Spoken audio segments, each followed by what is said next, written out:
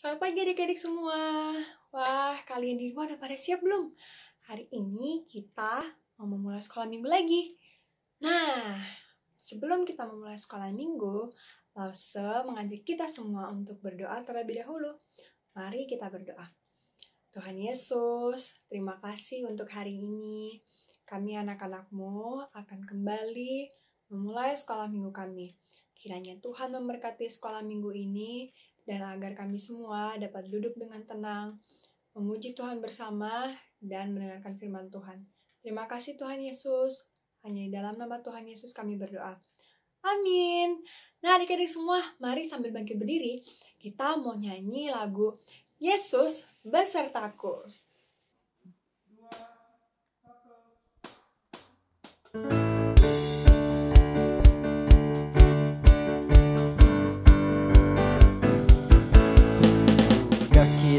Daki gunung yang tinggi, turun lembah yang dalam, ku melintasi padang rumput hijau terbentang. Yesus besertaku, ku terbang keluar angkasa, ku selam dalam samudra, ku dayung perahu di sungai. Yesus besertaku, di kanan kau ada, di kiri kau ada, di atas dan di bawah kau ada, di suka kau ada, di duka pun kau ada, karena Engkaulah Yesusku.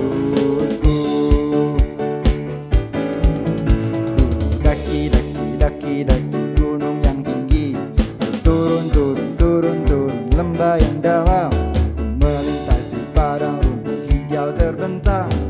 Yesus besertaku, terbang luar angkasa, selam dalam samudra, ku dayung perahu di sungai. Yesus besertaku, di kanan kau ada, di kiri kau ada, di atas dan di bawah kau ada, di suka kau ada, di duka pun kau ada, karena Engkaulah Yesusku, karena Engkaulah Yesusku.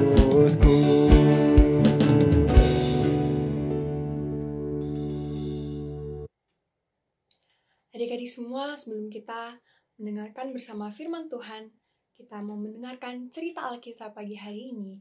Mari kita menyiapkan hati kita dengan menaikkan lagu Baca Kitab Suci.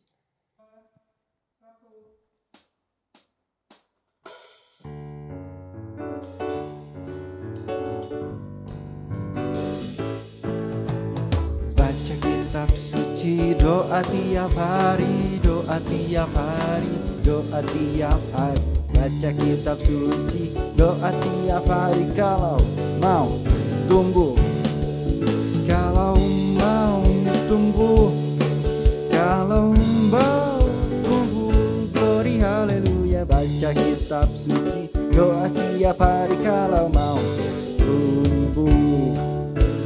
Baca kitab suci, doa tiap hari, doa tiap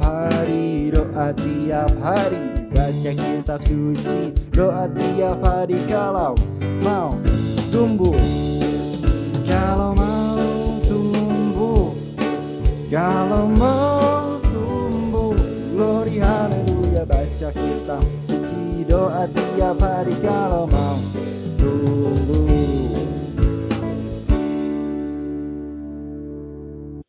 Pagi ini, Lause akan cerita lagi tentang perjalanan Pak Paulus menuju ke Roma.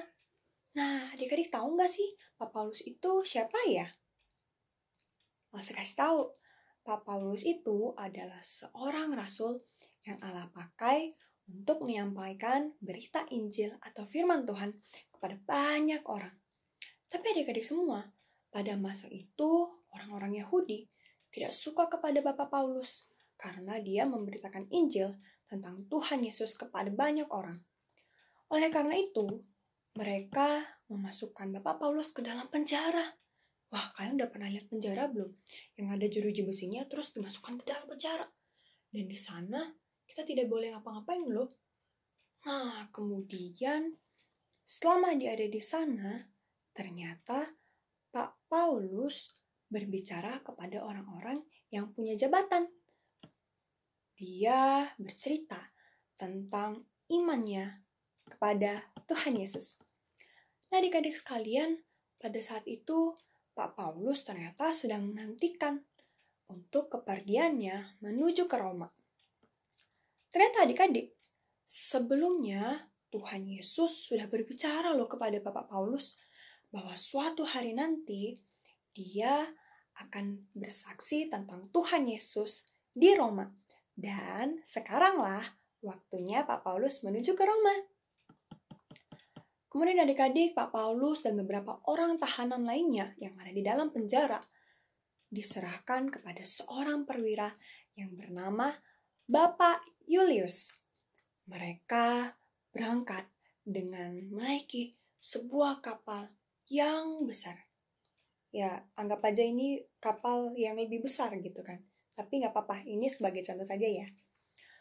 Mereka berangkat menggunakan kapal ini untuk menuju ke Italia. Nah, adik-adik semua, ketika mereka sampai di Mirna, mereka mampir ke Mirna. Pak perwira yang bernama Julius tadi memindahkan mereka ke sebuah kapal yang lebih besar lagi. Seperti contohnya yang ini. Ini kapal mereka yang pertama dan ini kapal yang mereka dipindahkan. Mereka waktu itu ternyata sedang musim dingin adik-adik semua. Dan pada saat itu sangat berbahaya loh jika kapal berlayar di lautan. Nah, udara saat itu mulai terasa dingin dan juga mulai ada angin. Ombak di lautan juga mulai besar loh, bum bum bum gitu kan. Dan bisa menghalangi perjalanan mereka untuk sampai menuju Roma. Wah, adik-adik semua, betul saja. Pada saat itu, kapal yang mereka naiki walaupun sudah jauh lebih besar, hampir tidak dapat berjalan maju. Mereka sangat kesulitan untuk berjalan maju. Yang awalnya mereka bisa berjalan maju dengan mulus, ternyata sekarang karena ada ombak, ada angin, karena badai, kapal ini menjadi sulit untuk maju. Nah, kemudian Pak Paulus berkata kepada Pak Julius, sang perwira tadi, bahwa lebih baik mereka berhenti dulu untuk berlayar dan singgah ke pelabuhan yang ada di dekat situ. Tapi apa adik-adik? Tapi Pak Julius ternyata tidak mau mendengarkan perkataan Pak Paulus ini. Dia lebih percaya kepada jurumudi dan juga nahkoda yang membawa kapal itu. Kalian tahu kan nahkoda dan jurumudi kapal yang membawa kapal? Nah, kemudian kapal itu terus berlayar di lautan dengan angin, dengan ombak yang besar. Wah, tak lama kemudian adik-adik semua, angin badai mulai datang dan menerpa kapal itu, gitu kan, boom, boom, boom. Dan kapal itu menjadi terombang-ambing. Kiri ke kanan, kapal itu mulai kayak mau tenggelam. Laos saja kalau misalnya ada di kapal itu, rasanya Laos sudah mabuk. Dan mungkin Laos sudah pingsan kali ya. Nah, tapi adik-adik semua, selama beberapa hari itu, mereka terus dihantam badai yang besar. Semua orang menjadi ketakutan. Bahkan mereka mau makan aja merasa takut, sehingga mereka tidak makan untuk waktu berhari-hari. Kita akan mati ditelan oleh badai. Mereka berkata demikian antara satu orang kepada yang lainnya. Tapi adik-adik semua, di tengah semuanya itu, Pak Paulus berdiri di tengah-tengah mereka. Kemudian Pak Paulus berkata, Allah telah berjanji akan menyelamatkan aku dan semua orang yang bersama-sama dengan aku di dalam kapal ini. Wah, Pak Paulus berani sekali adik-adik. Pak Paulus percaya bahwa Allah akan akan menolong mereka semuanya. Pak Paulus terus meyakinkan semua orang yang ada di kapal itu untuk tetap percaya kepada Tuhan. Dan termasuk kepada Pak Perwira yang tadinya tidak mau mendengarkan Pak Paulus. Nah, adik-adik semua, ketika hari mulai menjelang siang, mereka mulai melihat ada daratan. Wah, ternyata di sana ada pantai yang rata. Tapi adik-adik sangat terkejut bahwa ketika mereka hampir sampai dekat pantai itu, kapal itu menjadi kandas. Kapalnya menjadi kandas dan tidak bisa maju, tidak bisa mundur, tidak bisa ke kiri atau ke kanan. Kapalnya gak bisa jalan lagi. Dan ternyata karena ombak yang sangat besar itu, karena saat itu masih dalam keadaan badai, belakang dari kapal yang mereka naiki hancur dan pecah semuanya. Wah, kira-kira gimana ya, hampir tenggelam gitu kan. Nah, awalnya adik-adik semua, para prajurit yang bersama-sama dengan mereka hendak membunuh semua tahanan yang mereka bawa. Termasuk Pak Paulus loh. Mereka mau membunuh para tahanan itu agar tidak ada satupun dari mereka yang kabur. Tapi apa adik-adik? Tetapi ternyata Pak Perwira yang tadi, yang bernama Pak Julius, hendak menyelamatkan Pak Paulus dan menyuruh mereka semua untuk berenang dengan memegang pecahan kapal tadi. Andai aja ini pecahan dari kapalnya mereka pegang gitu kan, untuk berenang sampai ke daratan. Dan kemudian adik-adik semua, Allah telah menepati janjinya loh, melalui apa? Melalui penyertaannya kepada Pak Paulus dan semua mereka, hingga mereka bisa sampai ke daratan dengan selamat dan tidak ada satupun orang yang mati. Nah, ternyata adik-adik semua, mereka pada saat itu sampailah di sebuah pulau yang bernama Malta. Orang-orang yang ada di sana menyambut mereka dengan sangat ramah. Bahkan pemimpin dari pulau itu menyambut mereka dengan memberikan jamuan loh. Di sana Pak Paulus bertemu dengan ayah dari Pak Julius yang sedang jatuh sakit. Pak Paulus menumpangkan tangannya, kemudian ia berdoa kepada Tuhan agar orang ini menjadi sembuh. Dan Tuhan mendengarkan doa Pak Paulus. Kemudian orang itu yang tadinya sakit menjadi sembuh. Setelah itu banyak orang sakit lainnya yang datang kepada Pak Paulus untuk minta didoakan. Dan banyak dari mereka, hampir dari mereka semua, menjadi sembuh. Kemudian adik-adik semua, setelah mereka 3 bulan lamanya di Pulau Malta, mereka meninggalkan pulau itu dan melanjutkan perjalanannya menuju ke Roma. Sementara itu, orang-orang yang percaya yang ada di Roma sudah mendengarkan kabar bahwa Bapak Paulus akan segera tiba. Dan tepat pada saatnya, Pak Paulus sampai dan tiba di Roma. Mereka semua menyambut Bapak Paulus dengan penuh sukacita. Mereka semua sangat bahagia karena Bapak Paulus sudah sampai di Roma. Dan Bapak Paulus pun bersyukur karena semuanya itu. Para tahanan yang lainnya diserahkan kepada para pemerintahan Romawi. Tetapi Bapak Paulus sendiri ternyata diizinkan untuk tinggal di rumah yang ia sewa sendiri loh adik-adik. Hanya dengan dijaga oleh seorang prajurit dari mereka tadi. Di Roma, Pak Paulus mengundang para pemuka-pemuka Yahudi untuk datang ke rumah yang ia sewa tadi loh. Dari pagi hingga malam, Pak Paulus terus berbicara kepada mereka tentang firman Tuhan, tentang Injil, tentang Tuhan Yesus itu sendiri kepada mereka. Sebagian dari mereka menjadi bertobat dan percaya kepada Tuhan Yesus. Tapi adik-adik semua, sebagian dari mereka lagi ternyata tetap menolak dan tidak mau percaya kepada firman Tuhan. Kemudian dengan rajin dan tekun, Pak Paulus terus memberitakan Injil kepada semua orang, termasuk kepada orang-orang Yahudi maupun kepada orang-orang yang bukan orang Yahudi. Demikianlah Injil dan firman Tuhan dikabarkan oleh Bapak Paulus di Roma. Nah, adik-adik semua, sama seperti Bapak Paulus yang Allah sertai kehidupannya, perjalanannya. Wah, tadi adik-adik udah dengarkan kan? Mulai dari dia naik kapal yang kecil, hingga dia naik kapal yang besar, hingga kapalnya hancur, dihantam oleh ombak. Tapi apa? Tapi Bapak Paulus bisa tetap sampai ke Roma dengan selamat. Itu semua adalah bukti penyertaan Tuhan kepada Bapak Paulus. Nah, Allah yang sama, Allah itu juga akan menyertai kehidupan kita loh. Kita juga bisa belajar untuk memberitakan firman Tuhan seperti Bapak Paulus. Lause, caranya gimana? Masa aku yang masih kecil, aku yang masih di rumah, sekarang juga lagi PPKM. Sekarang juga harus di rumah terus. Gak bisa pergi jauh. Aku juga belum bisa naik kapal kayak Bapak Paulus, pergi jauh, naik kapal.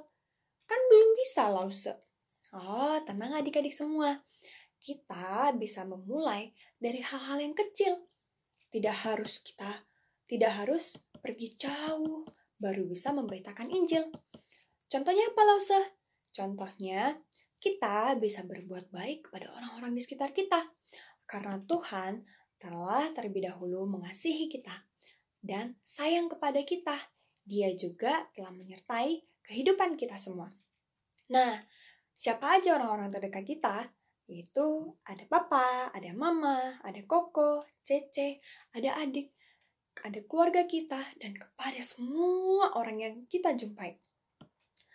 Kemudian, melalui perkataan kita, melalui perbuatan kita, yang menunjukkan bahwa kita semua adalah anak-anak Allah.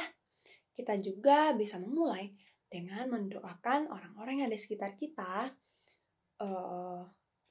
biar mereka juga tetap percaya kepada Tuhan Yesus. Kemudian kita juga bisa berdoa untuk hal-hal yang kecil-kecil dulu. Kita bisa berdoa untuk kesehatan mereka, kita bisa berdoa untuk kehidupan mereka, biar Tuhan juga menyertai kehidupan mereka. Bahkan kita juga bisa berdoa agar mereka juga mau percaya kepada Tuhan Yesus. Nah, kita juga bisa loh bercerita tentang bagaimana Tuhan telah mengasihi kita dan menyertai kehidupan kita. Kita bersaksi tentang hidup kita kepada orang lain, sehingga orang lain yang mendengarkannya bisa melihat bahwa Tuhan sayang kepada kita. Nah, demikian cerita firman Tuhan hari ini. Sekarang, Lause mau mengajak kita semua untuk menghafalkan ayat hafalan. Ayat hafalan hari ini terambil dari Roma, pasal yang pertama, ayatnya yang ke-16a. Sekali lagi ya, Roma, pasal yang pertama, ayat yang ke-16a. Sebab aku mempunyai keyakinan yang kokoh dalam Injil, karena Injil adalah kekuatan yang menyelamatkan setiap orang yang percaya. Sekali lagi ya, Roma pasal yang pertama ayatnya yang ke-16a. Sebab aku mempunyai keyakinan yang kokoh dalam Injil, karena Injil adalah kekuatan Allah yang menyelamatkan setiap orang. Oke, adik-adik semua, jangan lupa untuk menghafalkan ayat hafalannya ya. Lause, aku belum bisa hafal ayat hafalan. Oh, gak apa-apa adik-adik. Kalian bisa minta tolong kepada papa atau mama untuk mengajari kalian. Dan kalian tinggal mengikuti papa mama ngomong.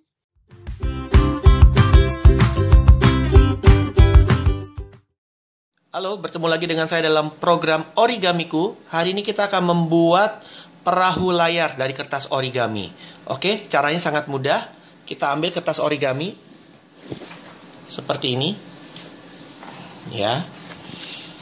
Oke, Pertama kita lipat jadi 2 bagian seperti ini. Ya.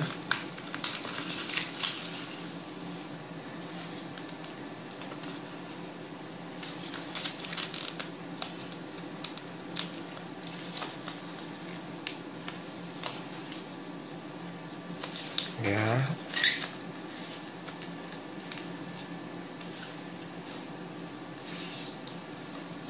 Lipat seperti ini.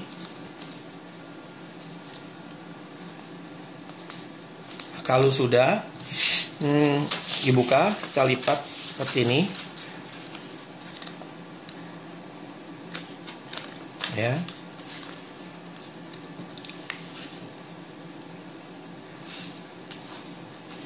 Kita putar, lipat lagi seperti ini.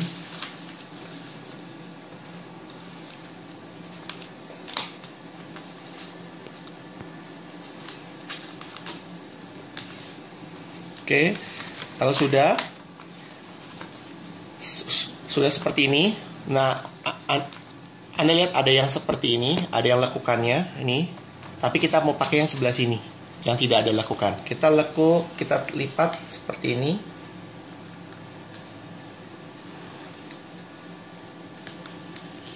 Oke, ini caranya sangat mudah dan cepat. Lipat lagi seperti ini. Sudah? Nah, seperti ini ya. Sudah?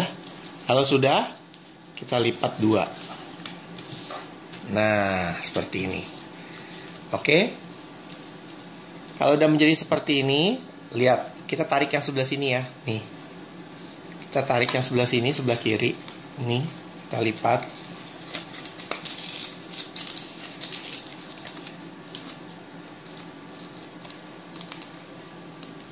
Oke, sudah. Yang satu lagi juga sama. Nih, tinggal ambil aja. Tuh.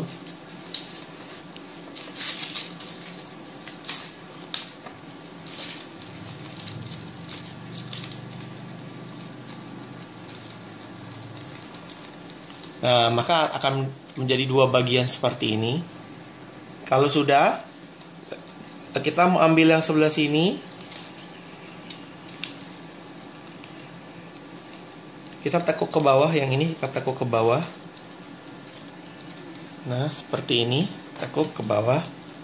Lalu naikkan ke atas. Oh, kira-kira aja, Anda maunya setinggi apa? Biasa saya setinggi ini. Agak lebih tinggi ya. Nah, seperti ini. Tuh. Oke. Kalau sudah, dimasukkan ke sini. Dimasukkan ke dalamnya ya. Nah, seperti ini. Oke. Kalau sudah ya, yang ini, sekarang kita akan lipat yang di belakangnya. Kita lipat.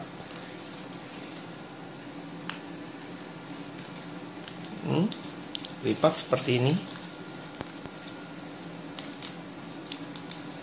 Lipat. Kalau sudah, dibalik. Jadi deh perahu layar. Tuh. Iya. Tuh, bisa berdiri. Demikianlah cara membuat perahu layar dengan kertas origami. Oke, selamat mencoba.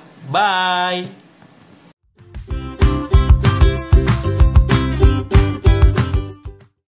Mari, sebelum kita mengakhiri sekolah minggu kita, Lawson mau mengajak kita semua untuk berdoa dulu ya.